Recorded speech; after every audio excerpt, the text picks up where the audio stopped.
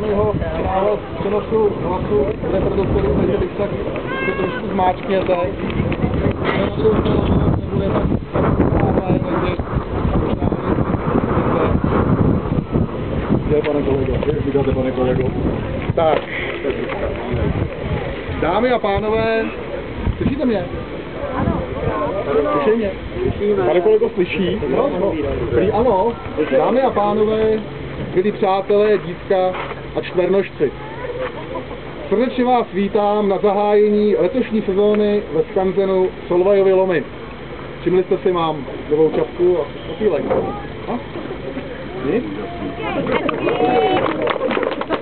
Letošní sezóna dá se být sezónou 12. To zdá se být není náhodné.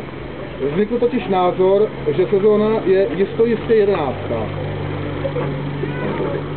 Při hlubším rozebrání tohoto zajímavého tématu došlo několik starších členů společnosti k názoru, že sezóna je 13.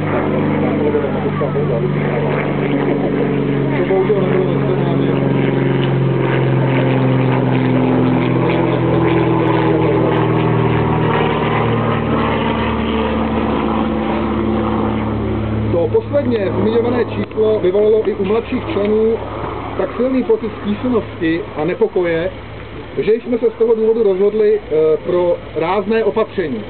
Letošní sezóna nebude. Ano, neplačte, v podstatě jste to sami zavinili. Takže dneska žádné muzeum, žádné ježdění vláčkem, žádné podzemí. Tímto krokem, který dozajista všichni pochopíte, považuji letošní sezónu za zahájenou, proběhnuvší a ukončenou. Děkuji vám za pozornost a těšíme se příští rok na shledanou. Společnost Barbora.